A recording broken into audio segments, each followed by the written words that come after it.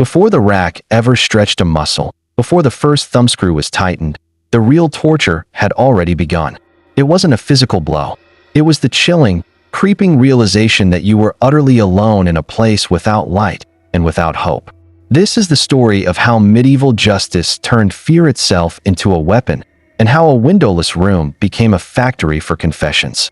We tend to picture the medieval torture chamber as a place of chaotic, screaming brutality, random, savage violence. But the truth is far more terrifying. This wasn't chaos. It was a system, a cold, calculated process designed with one purpose in mind: to dismantle a human being piece by piece, until nothing was left but a voice, ready to confess to absolutely anything. This wasn't just about pain. It was about the complete destruction of the will. It was a science of suffering, refined in the dungeons of castles and cathedrals all across Europe. To really understand this, we have to go down into that darkness.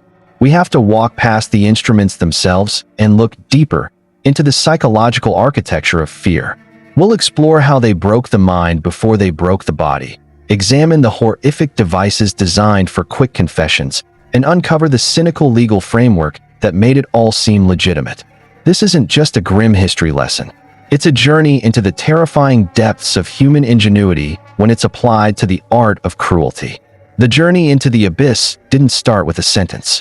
It started with a set of stairs, and they always led down, away from the light, away from the sounds of the living world, and into the cold, damp heart of a fortress or a monastery. The medieval torture chamber was an architectural masterpiece of psychological warfare. These weren't just rooms. They were environments, carefully engineered to start unmaking a person from the second they walked in. Most were built underground, windowless voids where day and night just stopped existing. The air was thick with the stench of damp stone, mold, sweat, and often the faint metallic smell of old blood. The silence itself was a weapon, a heavy, oppressive blanket broken only by the drip of water, the scurrying of rats, or even worse, the muffled sounds from another cell. This isolation was the first turn of the screw. It cut the accused off from everything they knew, plunging them into a sensory deprivation that bred paranoia and despair. In that disorienting blackness, a prisoner's own mind became their first tormentor. And then, they would meet the master of this place, the executioner. He was rarely just some brutish thug. He was a state-sanctioned craftsman of pain. To make things even more terrifying, the executioner was often masked or hooded. He wasn't a man anymore. He was an impersonal, unstoppable force of the authority that put you there. His presence alone sent a clear message: you are no longer a person. You are a body, and the will of the state is about to be written on you. But the real genius of this psychological warm-up was something called the first degree of torture, which often involved no physical contact at all. The accused would be brought into the chamber, stripped naked, a profound act of humiliation, and then given a guided tour of the horrors waiting for them. Just imagine it. You're standing there, shivering in the torchlight, as this masked figure calmly points to a complex machine of wood and rope. He wouldn't just show you the rack. He'd explain it. He'd run his hand along the coarse rope meant for your wrists. He'd pat the wooden roller that would pull your limbs from their sockets. He would describe, in cold, meticulous detail, the sound your ligaments would make as they tore. He'd do the same for the thumbscrews, maybe even demonstrating on a piece of wood how they could splinter bone. He'd point to the brazier of hot coals and explain what each of the branding irons did. This wasn't a threat, it was a promise. A clinical guarantee of the suffering that would follow if you didn't confess right then and there. For many, that was enough. The terror of the pain they could so vividly imagine was more powerful than the pain itself. The mind, forced to picture its own destruction, would often break, leading to a swift confession before a single instrument was ever used. It was efficient, it was clean, and it was devastatingly effective. When the sheer terror of anticipation wasn't enough, the system moved to its next, horrifying phase. The instruments in the chamber weren't just crude tools. Many were complex machines, designed with an almost surgical understanding of the human body and its breaking points. They were engineered to prolong the agony, to give the torturer precise control, and to attack the body in ways that were both physically and psychologically shattering. The crushers were instruments of slow, creeping pain. Their horror was in their slowness, the gradual increase of pressure that made the victim terrifyingly aware of their own body being destroyed, bit by bit. Take the thumbscrew. It's a deceptively simple device. Two metal bars connected by a screw. The victim's thumbs, fingers, or toes were placed between the bars. With each turn of the screw, the bars drew closer. The first turn was a squeeze. Uncomfortable, but you could handle it. The second brought a sharp, biting pain. But the third and fourth turns, that's when the real horror began. The pressure would start to crush the knuckle, the pain shooting up your arm. The victim could feel their own bone grinding, threatening to splinter. The torturer could pause at any moment, ask his questions, and offer a break that would only come with a confession. If it wasn't offered, he'd just keep turning, methodically, until the bones were nothing but a pulp of splintered fragments. The same idea was applied on a larger scale with devices like the Spanish boot. The victim's foot and leg were encased in a wooden or iron box. Wedges were then hammered into the space between the boot and the limb, causing a gradual, agonizing compression that would shatter the tibia and fibula to pieces. It was a slow, calculated demolition of the human body. If crushing was a slow implosion of bone, stretching was its opposite, a violent explosion of the joints. These devices were designed to pull the body far past its natural limits. The most infamous, of course, is the rack. The name alone is synonymous with torture. Its design was brutally simple, a rectangular wooden frame with rollers at each end. The victim's ankles were tied to one roller, their wrists to the other. A torturer would then use a lever to slowly turn the rollers, stretching the victim's body. The process was hideously loud. As the stretching continued, a series of sickening pops and snaps would echo through the chamber as the victim's ligaments and cartilage tore in their knees, elbows, and shoulders. If the torturer kept going, the joints themselves would be pulled from their sockets. At its most extreme, the rack could literally tear a person's arms and legs right off their body. A variation, maybe even more psychologically terrifying, was the strappado. With the strappado, the victim's hands were tied behind their back. A rope was then attached to their wrists and slung over a beam in the ceiling. They were then hoisted into the air, forcing their arms up at an unnatural, agonizing angle, which was often enough to dislocate both shoulders. But the strappado had a crueler twist. After being suspended, the victim would be suddenly dropped, with the rope catching them just before they hit the floor. The violent jerk sent a shockwave of agony through the already dislocated shoulders. To make it even worse, torturers often attached heavy weights to the victim's ankles, making the fall more devastating. Dangling helpless in the air, in searing pain, a person's will could be broken in minutes. One of the most psychologically cruel was the heretic's fork. It wasn't designed to kill or even permanently maim. It was designed to destroy the will through pure exhaustion. The device was a short metal rod with two sharp, bi-pronged forks at each end, attached to a leather strap. This strap was buckled around the victim's neck, with one fork digging into the flesh under the chin and the other pressing into the chest. The victim couldn't lower their head without the top fork piercing their throat, and they couldn't tilt it back without the bottom fork digging into their chest. Sleep was impossible. The moment their muscles relaxed, the sharp tines would jab them awake.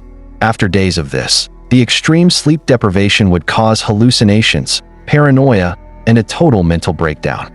The heretic's fork used the body's own need for rest against itself. While the fork was about prolonged misery, the saw was about a terrifyingly gruesome end. Though its use was probably rare, its existence speaks volumes. One common method described was to hang the person upside down by their legs. This served a diabolical, practical purpose. With all the blood rushing to their head, they would stay conscious for as long as possible as two executioners began to saw through their body, starting at the groin. The slow, grinding progress of the saw through flesh and bone, all while the victim was lucid, is a horror that almost defies imagination. Equally horrific was flaying or skinning a victim alive. This was an execution with powerful symbolic weight. To have your skin, the very boundary of yourself, methodically peeled from your body was the ultimate act of dehumanization. The pain would have been incomprehensible, but the true purpose was often what happened after the victim died. The flayed skin would be tanned and displayed publicly, nailed to city gates or a church door as an unmistakable warning to all who saw it. The message was clear. This is what happens to those who defy our power. If you're finding this deep dive into the dark side of history compelling, take a moment to subscribe and hit the notification bell. We explore the most fascinating and often unsettling corners of the past every week, and your support allows us to continue bringing these stories out of the shadows. No discussion of medieval torture is complete without the most iconic device of all, the Iron Maiden. That upright, human-shaped sarcophagus, lined with spikes, that closes in on its victim. It's the very emblem of Gothic horror. And yet, for all its fame, the Iron Maiden is almost certainly a myth, at least in the medieval period. History shows us that the famous Iron Maidens you see in museums today were actually built in the 18th and 19th centuries. They were created during a time of fascination with the Dark Ages, products of a later era's wild imagination of what medieval cruelty must have been like. The consensus among historians is that no device called the Iron Maiden was ever a standard instrument of judicial torture during the Middle Ages. And this is a crucial point. It reminds us that our popular image of this period can be a caricature, a mix of fact and sensational fiction. But the irony is, the reality of medieval torture needs no embellishment. The documented horrors of the rack, the strappado, and the saw are far more real and systematically brutal than the theatrical horror of the Iron Maiden. The truth, in this case, is much worse than the legend. That horrifying array of devices wasn't the end of the system. It was just the means to an end. The ultimate goal was the confession, a legally recognized admission of guilt that justified the entire process. The authorities, especially during the religious fervor of the Inquisition, were obsessed with procedure. They created a cynical legal framework that allowed for unimaginable cruelty while keeping up a thin facade of legitimacy. For example, one of the rules of the Spanish Inquisition said that a victim could only be put through a single session of torture. That sounds almost humane, doesn't it? A limit on suffering. But it was a rule with a loophole you could drive a rack through. Torturers and inquisitors got around it with a simple, chilling piece of wordplay. They would torture a victim to the absolute limit, then halt the procedure and declare it suspended. The victim was returned to their cell, wounds untended, to agonize for hours or days. Then, they were brought back to continue the same session. By refusing to call it a new session, they could prolong the ordeal indefinitely, all while technically following the law. And what's more, a confession given during torture wasn't legally good enough.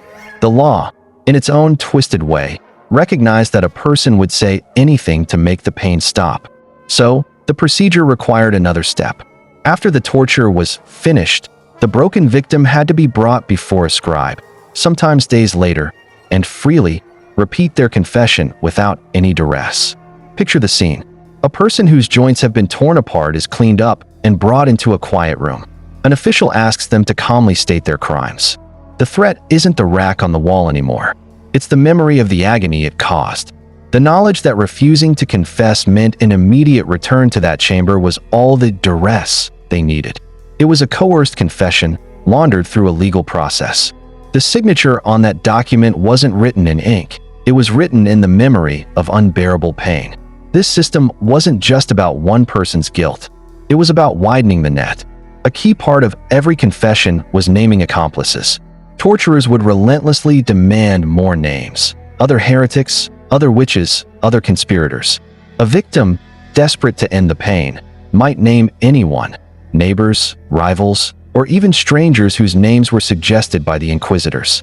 And just like that, a single accusation could spiral outwards, implicating dozens and fueling the very hysteria that started the torture in the first place.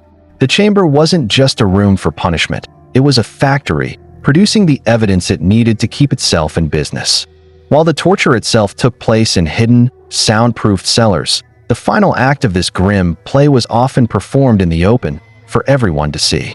Public executions were a cornerstone of medieval social control, turning justice into a powerful and terrifying public spectacle. The point wasn't just to get rid of a prisoner. It was to send a message. When a heretic was burned at the stake, it was a dramatic, visceral sermon.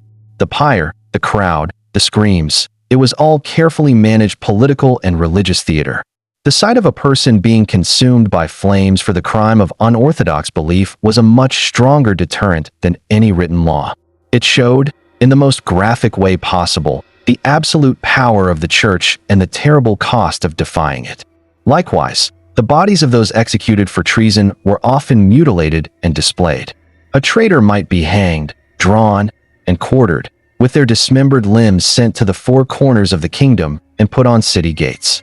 This was the king's authority made real. It told every subject that the king's reach was long and his wrath was terrible.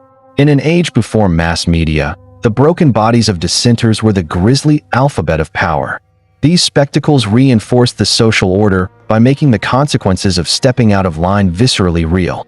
They normalized extreme violence when it was used by the state, driving home the idea that this brutality was a necessary part of justice. Fear wasn't just a side effect of the system, it was the main tool of governance. By making punishment so public and so horrific, the authorities hoped to kill rebellion in the mind, long before it could ever become an action. The era of the rack and the thumbscrew did eventually end. In the 17th and 18th centuries, the Enlightenment brought new ideas about human dignity, individual rights, and justice. Thinkers like Cesare Beccaria argued passionately against cruel and unusual punishment. The focus slowly shifted from confessions extracted through agony to evidence gathered through investigation. By the 19th century, judicial torture was formally abolished across most of Europe. The tools of the torturer were retired to museums. But has that chamber truly been sealed? The physical instruments might be gone, but the ideas behind them have cast a long and chilling shadow. The history of the 20th and 21st centuries is stained with examples of states using these same dark methods. The windowless room, the isolation, sleep deprivation, the systematic application of pain to break a person's will. These techniques didn't disappear with the Middle Ages. They've been adapted, refined, and used by oppressive regimes all over the world. The brutal reality of the medieval torture chamber isn't just a story about a dark and distant past. It's a terrifying case study in how fear can be weaponized. It shows how any society, with the right mix of absolute authority, absolute certainty, and public fear, can institutionalize cruelty and call it justice. It stands as a grim reminder that the line between civilization and barbarism is never as clear as we'd like to think, and that the darkness of the chamber is something humanity must always and vigilantly guard against.